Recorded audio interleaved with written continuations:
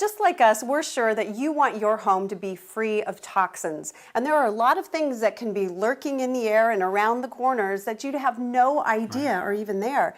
And so there are some easy tests that you can do yourself at home. And Rob, probably one of the most common toxins is mold. You know, mold can either be in the air, or I'm sure you've seen it on windowsills or on the walls.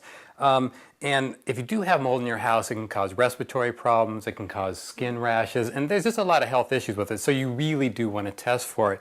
And it's a very simple test. If you want to test for the air, you'll test the air outside and you'll test the air inside, and then you can send the sample in if it does test positive for mold. You can also take a sample of mold that's visible, and the same thing, you can test it and then you can send it in. And then once it's sent into the laboratory, they'll send you back a report, and the report will show you what type of mold it is. And then based on that, you can make a decision on how you can eradicate it from your home. No, that's basically just a petri dish. It is basically, and then they're going to ID what's growing in it. All right, well, another thing you want to eradicate from your home is radon gas. Now, this is a naturally occurring gas that happens in the earth, in the soil underneath your home. And what it does is it leaks into the house. You don't know it's there because there's no smell, there's no taste, you have no idea. And radon gas is one of the leading causes of lung cancer, especially in non-smokers. And that's scary. That is very scary. Now, these little canisters, what you do is you have to seal your house up for about 12 hours. You open up these little canisters, you just leave them out for 3 or 4 days, and then you send them into the lab. So this test is about $10, but then it's about $30 for the lab to send you back your results. But that's not a lot of money for a lot of peace of mind. Small price to pay. Exactly. Now, there are some other toxins in the kitchen that we're going to test for. Let's go take a look. There's one toxin in your home that you certainly don't want coming out of your faucet, and that is lead. Now, municipalities do test for lead, but that doesn't mean that your pipes, the solder in your pipes, are not causing lead to come out through the faucets. Leaching into it, right? Exactly. So you want to test for that. It's a fairly simple test.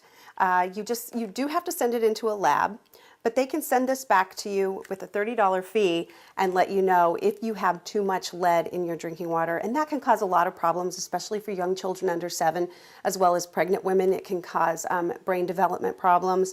There are a whole host of illnesses that can be traced back to lead in the water. So it's an important test for your home. It's a big one. You know, water quality in general, most people live in a home. They get their water from a municipality, and they can get the test results to know what's actually in their water. I live in the country and I have a well, so I need to check more often because I need to find out what the mineral content is and if there's any bacteria that could be harmful. So whether you're in the country or in the city, it's still a good idea to give it a test to see, you know, the city water, although it is good, it's not bad to check up on it. Right, and this one you do not have to send in. Correct. This one is one you do at home, and this one comes with actually 2 tests, so if you wanted to do it every 6 months, you could do it 2 times. All right, well, there's another way that you can test for lead in your home, and those are these easy sticks, and basically you just squeeze them, they break, and you put them on the surface of, let's say, a serving platter that you got maybe out of the country. Down in Mexico. Exactly. Even your silverware, it's a good idea to test, especially if it's been passed down through the family. Right, you don't know what it was made of. Right, your furniture, any antiques, even toys, it's a good idea. It's not just the paint on the wall.